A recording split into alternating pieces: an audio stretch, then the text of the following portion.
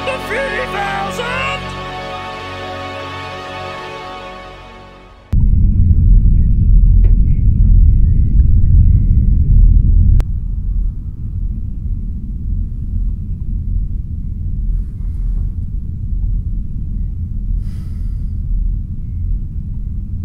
Hey, Jack, Hey Will, have you seen my new Jurassic World Fallen Kingdom Herrerasaurus action figure from Mattel? No. You know why I really like this toy? And it's the only one I actually ever wanted to own out of the Fallen Kingdom toy line, because it's actually, you know, based off the one from Jurassic Park the game, with the reddish tone and the reddish colour and the sort of black stripes-ish sort of thing down the back. It doesn't have the white underbelly that you see in the video game, or the yellowish hints that go around. Hey Jack, have you seen the black sack? Oh yeah, hell yeah, let's watch the film. Well, right. Delve your hand in there, my friend. I'm really going to dive deep, really shove my hand vigorously into this bag. Now, there's one in here that I know what it is, so I'm not going to pick that one. Well, don't then. No, no I'm not. I got one. Let's get into it. Alright, I've got one. Oh, yes. Okay, so we have Creature Features 2. Where's the first one? No idea. So on this disc we've got Crocodile. Yes, I love it. It's the first one. Oh my god. I think I may have seen this. I think you may have seen this as well. However, it's been some time, so this is going to be really interesting. Directed by Tobe Hooper, who did the Texas Chainsaw Massacre. Well, so there we go. It's got a pedigree. I wanted to bring something up as well before. Yeah. So every time we record a Black Sack, I've noticed that the opening skit that we go through is has somehow it's always somehow related to what we watch. Okay. So with Deadly Species, you know, before we picked that one out of the bag, I had that trouble with the fly. Yeah. So I had to kill it. Yeah, Deadly Species. So I was the Deadly Species. Yeah. Right? Were you the Deadly Species, or was the fly the Deadly Species? I think I was the Deadly Species. Okay, you were the Deadly Species. The fly is somewhere over there. And then with the gate, I climb out of the bag, much like the demons. Like a portal. Yeah, like a portal. Gate, right. With Progeny is the only one that breaks this. Okay, so out of 4 so far. Well, no. With the Legend of the Mummy too. Yeah. Right. The film had so much constant flashing. Well, you were telling me about that nightmare you had. Oh yeah. Where there was loads of strobe lights and flashing. Yeah. So I'm wondering if something in Crocodile will relate to what just happened a few minutes ago. That's all I'm saying. I've already got something. In my head. Okay. Crocodiles have scales. Yeah. Or dinosaurs. Oh, you want to hear about the old Herrerasaurus again? Well, screw this movie. We can watch that later. So the Herrerasaurus is actually a dinosaur from the Triassic.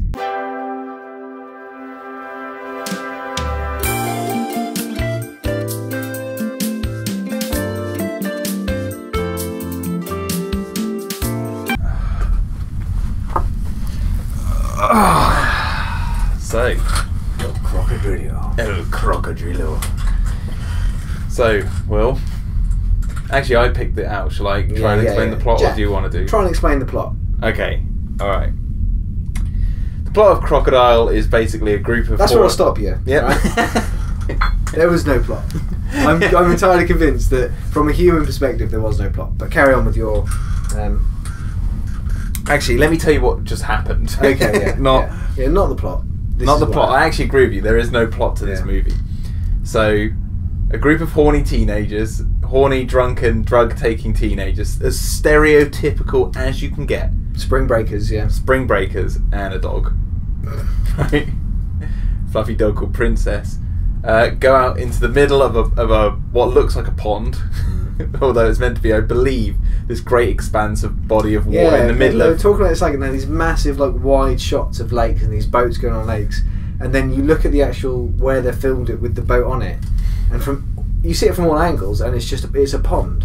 Yeah, it's just like a muddy pond. Yeah, and they're swimming in it as well. It's horrible. It looks disgusting when they're like swimming around. Yeah. But anyway, they go there, and then a crocodile eats everyone, and that's the end. Like literally, the crocodile eats everyone for a reason, because 2 absolute assholes who hate animals for some reason go and stomp on all these crocodile eggs. Yeah, so there's these 2 like fisherman type characters, because I only call them fishermen because I believe one of them is carrying a rod. Yeah. When he's walking down. Yeah. And they're wearing like the little fly things on their shirts and stuff, and then they go and kick over a no fishing sign. They stamp on a bug. They start throwing crocodile eggs into the water just for kicks. And then they get eaten by the crocodile. They hate all animals. Or something. Like, no, they said, oh, this is the eggs of some endangered species. Yeah, let's destroy a bird. It. Yeah. Like, which I believe they called a beaver. Must be from the giant Carolina swamp egret. But no, anyway, so there is this sort of weird plot where these teenagers find this smashed egg nest after these two guys have destroyed it, right? Yeah. And then one of them, as a joke, puts one of the remaining eggs that hasn't been smashed in the girl's bag as a joke. A la Jurassic Park 3.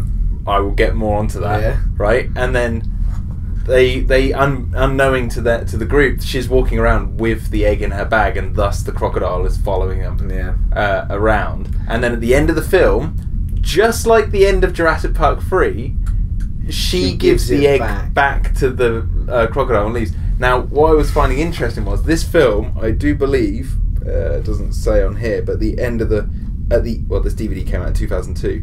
But the end of the film, it said it was copyright 2000, right? That's a year before Jurassic Park 3 came out. Oh, wow. So, that's interesting. This makes me wonder if the scriptwriters of Jurassic Park 3 had been watching Crocodile at the time that they were typing it up. Get Hollywood on the phone. We need to solve this mystery. I don't think they did. It might have been a coincidence, but it's shockingly close how they steal an egg. And we were making jokes about it through, like going like, oh, you know, it's just like Billy, like, you stole raptor eggs. Stole raptor eggs. We kept quoting Jurassic Park 3 during this, but this came out before, so it came out before. It was probably written in like a tenth of the time, and Jurassic Park 3 was probably written already. I'm just going to look up, and I could be completely wrong. I'm just going to look up who wrote Jurassic Park 3 and who wrote Crocodile.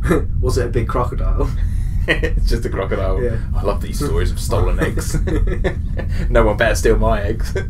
Oh, my eggs. It was so convoluted. I've just realised something. What's that? We don't have lights on. I'm going to turn the lights on. Right, so the lights are on. The lights are on. The lights are on, but the lights are on. So the plot is pretty much driven by a series of smaller subplots that no one cares about. Oh, they were just the worst. And the only reason the crocodile is following them with the egg is A, because the egg's been put in there. That was probably the biggest plot mover in the entire film, because if that hadn't have happened, they'd have all had their arguments, walked off, and the crocodile wouldn't have even caught up with him or chased him or anything. No. But the crocodile was hanging around where they were anyway because they were right near the nest. That's where the nest was, yeah. Yes, but so if they hadn't have put the egg in the bag, then they wouldn't have chased them, which is also an argument you can make against Jurassic Park 3. Yeah. Would the raptors have chased the humans across the island had the eggs not been taken? Yeah, but there was at least a bit of motivation of why he did that. And also because he was getting money. The other guy was the guy in this film, Crocodile, was just being a prat. Like... Also on the in Jurassic Park 3, there's not just raptors. There's other dinosaurs that they're trying to avoid. But, okay, we haven't even mentioned that this crocodile is an Egyptian god. He thought that he could use this beast to harness the powers of the ancient Egyptian crocodile god, Sobek. So, this crocodile was meant to be a giant, from memory, a giant crocodile god from Egypt that had its eggs smashed in the past or something like that, and there's this story one of the characters told over a campfire, and there was something to do with someone moving the eggs of this ancient crocodile god to this hotel or matte painting in the middle of these hills, and it was there that this crocodile was the 8th wonder of the world and was a big show in like the early 20th but didn't it go and century. Kill everyone? Well, it killed that guy's grandfather. Yeah, but there's a hotel involved as well. Like that's what I'm saying. So the hotel. Why was it in the hotel? And the way that they were telling the story was as if the crocodile was getting up and walking about on two legs up to the hotel, had gone into the hotel and killed everyone in it. Like. Hello. That's another thing that happened. I'm just like the way you're trying to explain it is exactly what this film does to you. For a plot that is so simple, it has this convoluted backstory that just did not need to happen. All you needed, people kick the eggs. Yeah. egg gets put in bag, Yeah. done. Right? Can I compare this to another very, very famous and quite good film? Jaws, right? This was a Jaws rip-off. This is a Jaws rip-off. 100%. Jaws, the shark, didn't need any motivation to go and kill anyone. It just did it. It was this horrible beast. It was a shark. It was a shark, right? Again, the whole thing about the egg go missing, like, if that hadn't have happened, the crocodile would have just... It just would have stayed put. And, like, Jaws was a vastly, vastly superior film that holds that captures your interest throughout the entire film. Yeah. This film had so much It's the backstory. shit It's the backstory. The backstory going into it about all the characters, and you just I sat there at one point and I went, I just don't care. I don't care what they're talking about. No. And well, you said that when the teenagers were bickering about something about school and like cheating on each other, and so no one gives a shit about that. I will say I was more interested in the hotel. Yeah, the crazy convoluted backstory, but it was so convoluted then it lost my interest because I was like, on one hand I've got the most boring, simple characters who I hate every single one of them. Yeah. On the other side I've got this interesting subplot with the sheriff going to investigate the origins of this crocodile, this gator farm, with this weird guy who looks like McLeach from Rescuers Down Under. Yeah. That story was interesting until the point where they started talking about the hotel and all that, and it just got so convoluted. You're like, why are they even bringing this up? Because it doesn't matter, because they all die. And like... They all get eaten. Do you know what? So the story goes nowhere. If there had been something like, the reason that the alligator is killing people is because somebody's... Crocodile. Yeah. The way that they had made the setup to show how the crocodile had laid its eggs was like in a nest. Like a bird's nest, but on the floor. Nobody has done their research in this film. They've just gone, crocodiles lay eggs, they must act like birds. They look like dinosaur eggs. Yeah. But that was poor. Where was I? I think I was talking about the hotel.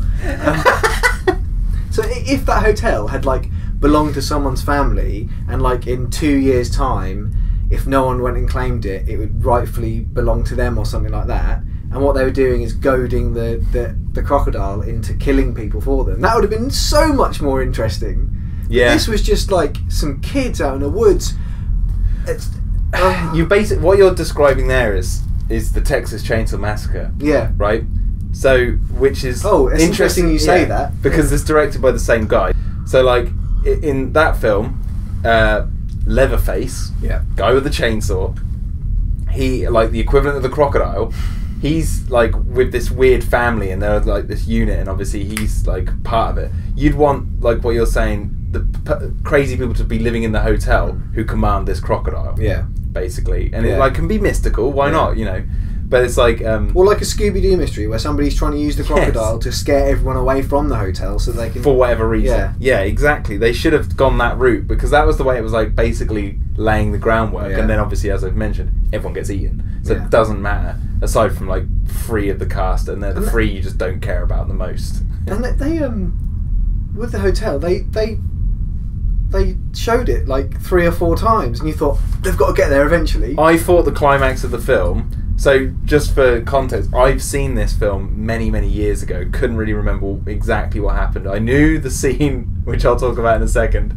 but like the whole hotel subplot, the whole Egyptian god aspect of this crocodile I'd completely forgotten about. But so I thought the climax of this film was going to end up at the hotel, and you were going to have like a scenario of it running in like a hotel like lobby or something, I don't know, or they were going to set the trap there. Yeah, but what a trap they set, which is just an egg in an open space, and they're like 2 feet away in the tree. They're 2 feet away. They're about 10 foot away from the egg, and then about 3 foot away from each other. Not hidden. That was my favourite shot in the whole film, when he's like, they're all in the bushes, like looking at it, like, oh, when's it coming? But also talking to each other loudly. Yeah. And then the camera cuts back, and you see their trap, and it's the worst trap I've ever seen. Like the crocodile would come up to the egg and just like, there they are, and that's exactly what it does. It comes up on the beach and it instantly goes past his egg and starts coming towards them, and they're like, oh, this failed, because even he goes, oh, Jesus Christ, or something, and runs forward with his stick. Runs forward with his really, really rubbishly sharpened stick. Pokes it in its mouth, it then instantly snaps, and he has to run away again. Like, he gets thrown into the log and gets knocked out. Yeah. And that's when is that the bit where the dog... Now, this is the moment... No, right, okay. I think we've skipped a lot out of the film here, and I think before we forget, we've got to go back and cover some of the middle topics, because... Okay, alright. Yeah, the dog. There was a dog in it, and you think instantly either the dog's the first to go, or it's going to die a really horrific death. But that dog does not die. And this is what I was going to talk Yeah. about. The dog runs out of the brush like a hero, Yeah. and jumps through the open jaws of the crocodile. This is the bit I remember from my first watch. Yeah. Jumps through the mouth of the crocodile as it slams shut, and then runs off. Yeah. Yeah. A dog, I'm sorry, but I know this film's about Egyptian god crocodiles, but that dog would never do that. Dog would never do that. And also, you like dogs surviving in films, so I wanted to ask you, did you like that? Did you like that the dog ran out of the bushes and jumped through the mouth? I personally believe... To distract the crocodile. Despite how much I love dogs to survive in films and just be in films in general, and in my life, that dog did not need to be in that film. No, it didn't. It didn't do anything. Like, there was no... The whole reason that dog was there was to distract device. Characters. Yeah. Yeah. It was to split the group up Well, first of all... at convenient times, go bark at the crocodile and then get its owner but killed. split people up at convenient times, and then nothing happened to those characters. There was no point. Every time that dog ran off and someone ran after it, you might as well just not have seen it, because all it did was show that the crocodile was watching them. Yeah. And we didn't need to know that, because that's what we thought anyway. But when it did jump through the jaws, that was its heroic distraction Yeah. to save the characters. But it didn't distract anything, because the crocodile's head didn't move or do anything. It just snapped shut like it was going to anyway. Like, Yeah. Talking, I noticed you were talking about animals jumping just then, Jack. I know, that's what I was going to say. There's another point in the film where an animal jumps, and this is after our sort of like really like freak hero, I'd call him, because he was like the old like creepy redneck guy who was the alligator farmer, The McLeach. the McLeach, and he was chewing tobacco while like drinking whiskey or bourbon, I'd imagine. And he said, "I'm gonna kill that crocodile because it killed my dad and it killed my grandpappy." Yeah. And my favourite character. yeah, in the film. he was actually my favourite character as well. But what happens is they go out on a boat on this really small pond, make this big deal like they've been searching for ages, when it's literally like 5 feet away. 5 feet away. It's back! It's back! And he ends up trying to shoot it after telling the story that his father shot this thing with a shotgun, point blank range in the side, and bullets did nothing. Like, So he gets a really musket tiny thing. gun, like a really old flintlock type pistol, and then tries to shoot it, and then he's surprised it doesn't work. And then he falls into the fucking water. The crocodile eats and kills him, goes under the boat, and then does a 20-foot leap and spin out of the water, and then back down into the thing. And everyone's like, "Holy, what the There's fuck that just shot, happened?" that Free Willy type shot of the sheriff. Yeah, it was literally looking like it was this as it Free jumps Willy, over. like, and then you think to yourself, that was hilarious, but it didn't make me laugh. Made me laugh. Simultaneously, how did that alligator jump out of that pond that we've seen people running around in, not swimming, running around in, and the alligator is 20 foot long? But also, like, why did it jump? Yeah, it just and why? killed someone, and then for like a victory jump, It was like a dolphin. it jumped over. Why It was I like a find this dolphin. funny is there's later B movies like Sharknado and all that sort of Yeah. stuff that have moments like that. Yeah. I think there's a shark one where it jumps over people and it's like that Free Willy one. But there's an air of like those films, they know what they are. Mm. This film came out in 2000, so this was before that sort of stuff. They made this film with the utmost seriousness.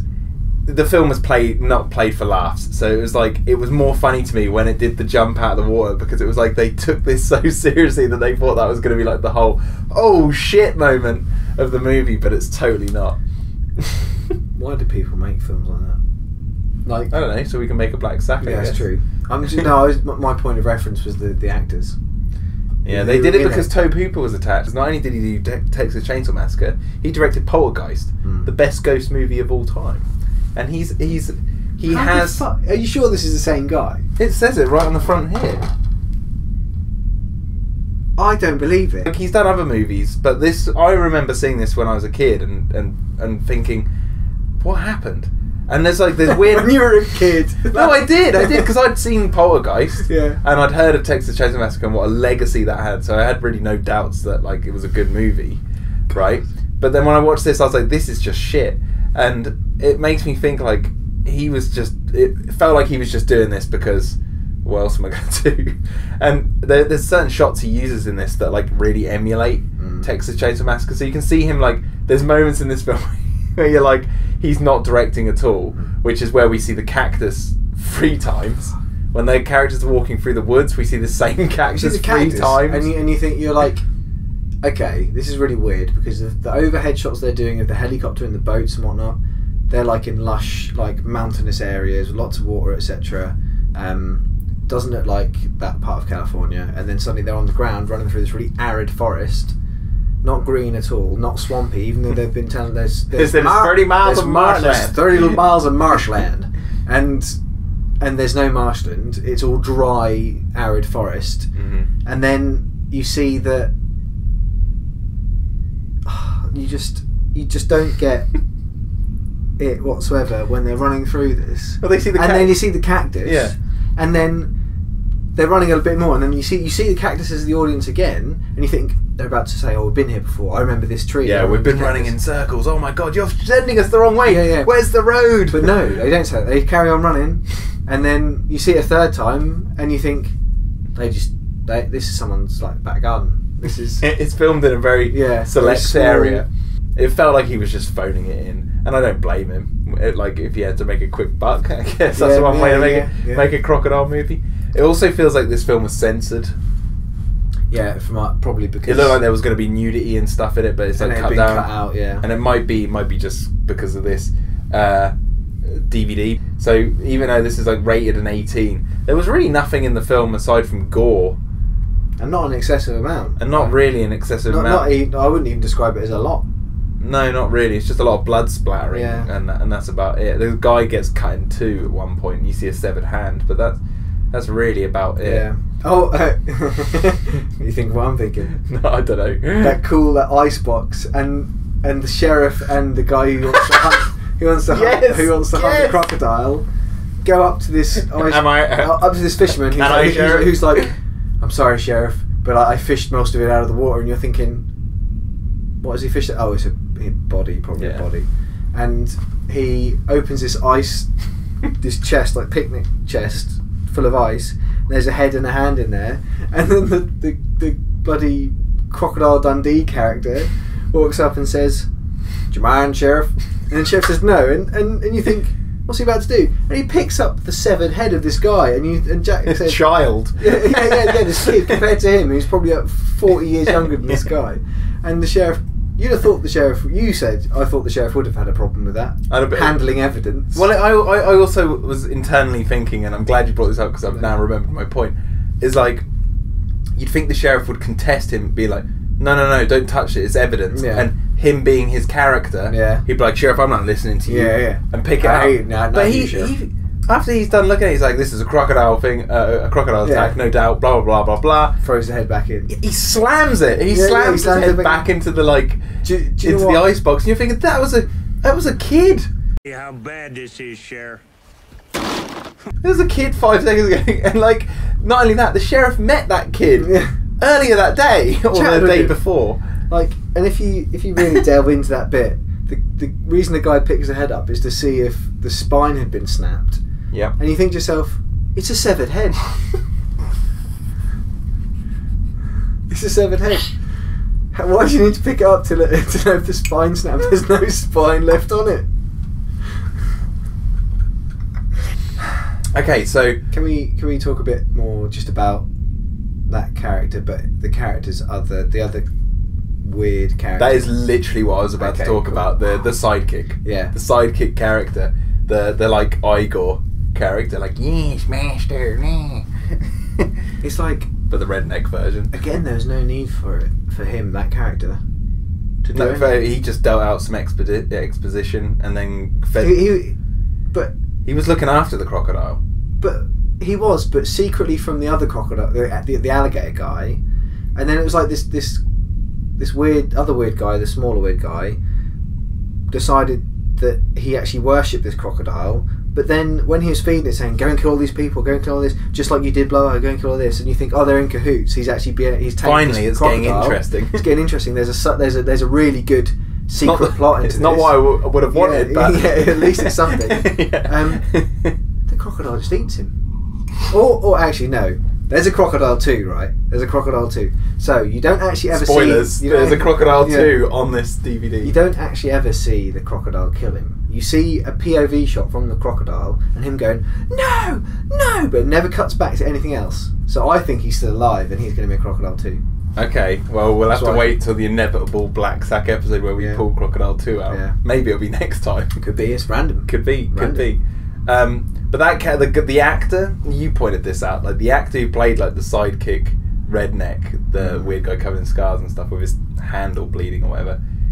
He was bless him. He wasn't the best actor, Bless him. But the guy who played McLeach, I'm calling him McLeach, by the way. It's not what his character was called. Screech McLeach. Screech McLeach. Yeah. He was okay. He was pretty good. Yeah. He seemed like... I recognise the guy who played the sheriff. I recognise him from something. Jack, look him up, find out what films he was in that you remember him in, and then put it up on the screen now. Will, you'll have to see that later on, once I put it up on the screen. Yeah. There it is. What do you think? It's great.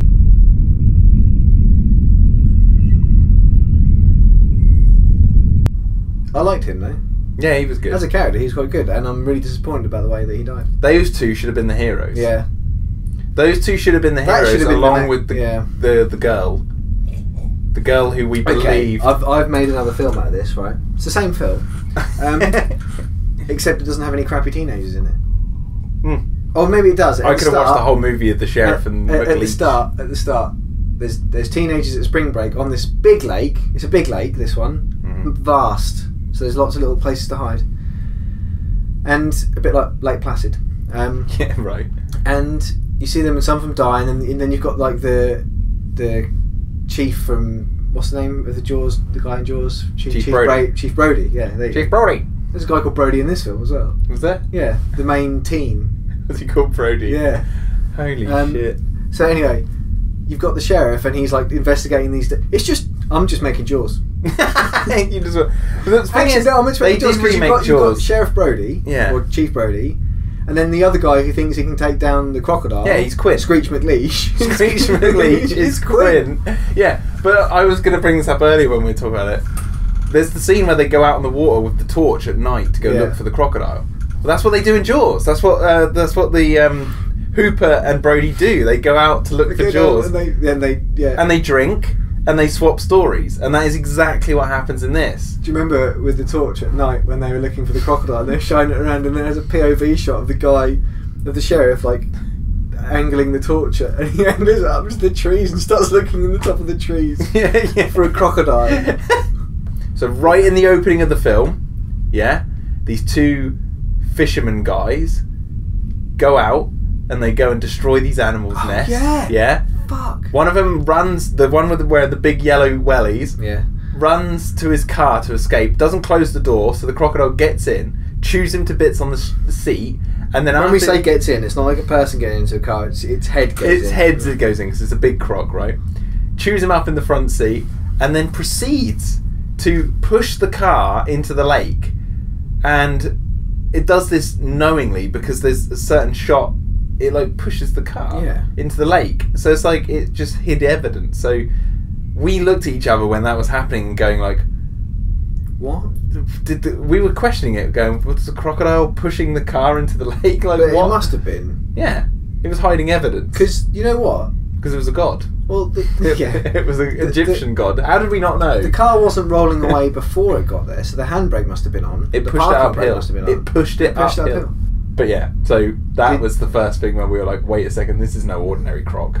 Were you bored up until about, well, through all of it, but up until about half an hour, 45 minutes in, when you thought to yourself, after those initial two people had died, and we were set up with so many anticlimax moments, so many jokes where the guy's like, boo, I'm dead. Oh no, I'm not. And you got to the point where you thought, I wish someone would just die. and you're just in thinking that because you don't care about any of the characters apart from the sheriff and Screech McLeach. We were playing a bit of a game. I felt that we were like trying to guess who was going to die first. Yeah. But it's going to be them. Oh no, it's not. But then we got bored because we didn't care. And then we got massively bored. I was bored. I was bored for a lot of this movie. It's not a good film. No. It's not even that funny. But there are little choice moments that kind of save it.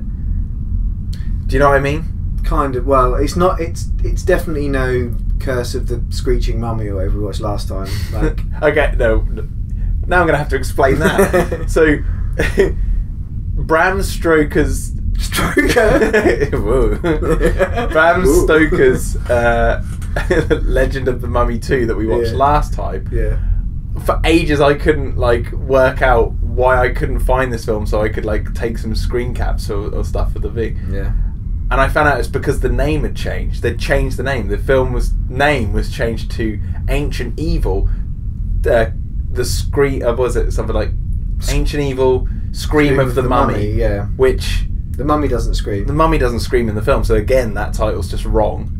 Also, the Mummy doesn't scream in this film. No, the Mummy doesn't scream in this film. The crocodile screams. Yeah, it does. And it is Egyptian. Yeah. But the thing is, right, so what we've watched so far, I would put this... we've still got to talk about the shitty graphics, Jack. I don't even know if shit graphics. It's got shit CGI, but it's that weird early 2000s. They did what they could. It's like old video games, when you're watching old video games and suddenly they climb up onto something to walk, but their legs are already going too fast and also slipping across thin air because they actually look like they're walking that. Yeah. It was like that. It's like legs. You could see where they put a rotation animation on the legs to make it do this, like a wind-up toy. but the animatronic, right, got better. The animatronic actually got better through the film. Yeah. Started off a non-blinking log that just floated through the water. Yeah. And then they had that establishing shot of the eye opening with the little... I can't remember what they call that third eyelid. I think there's that eyelid. No, there's an actual... Second eyelid? No. Membrane? Something membrane? Oh, I think it's something membrane. Crocodile membrane. The crocodile membrane opens across his eye. And that you looked at me like, that was pretty good. Pretty good, that's probably my best bit of the film, actually. Yeah. If I was to pick a best bit, it'd be the crocodile membrane. Mine's the trap reveal. It's not the trap reveal. And that just cuts. And they're just 2 feet away. It's like me to you. I think it's not going to see me. I'm going to make such a surprise attack from this bush. Standing out here in the open. But this film, I'm annoyed that it's on this 4-pack. Because that means we can't eject it into space. Not yet. That means it's got to go back in the bag. Yeah. And I will get the pen, which I've got pre-prepared. Yeah. So we're going to cross it off. And should we cross it off with a crocodile? Yeah, you go ahead. Or what should we cross it off with? A barking dog. A barking dog. Because the dog barks a lot in this film. Yeah, it's a floof as well, isn't it?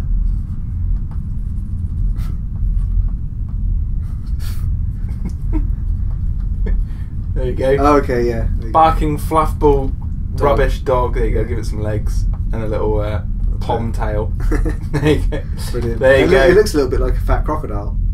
It's a hybrid between a crocodile dog. There you go. Okay, cool. Crocodile. Out. Done. What are we going to give it out of friendly logs? Friendly dogs. Friendly logs. Friendly logs. Yeah. That's how we describe the crocodiles as a friendly log. As a friendly log. It just wants to get to know you. We kept wishing the characters go say hello to that friendly log. And you go up to the log and the log goes hello, and it eats them. Right, I'd give it out of 10 friendly logs. I would give this film a 2. Yeah, I was going to go very, very, very low. A 2. I would go so low as a 1. Really? So I'll give it 2. 1 for McLeach's performance. Yeah. And 2 for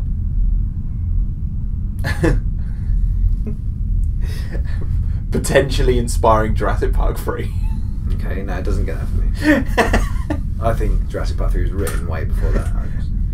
It probably was. Maybe someone over the shoulder of the person writing Jurassic Park 3 went, oh, or someone exchanged coffee So somebody went, oh, stealing an egg, eh? Well, I know an old story about someone stealing an egg. It's Egyptian. Yeah, it's an Egyptian story. It involves crocodiles. Oh, anyway.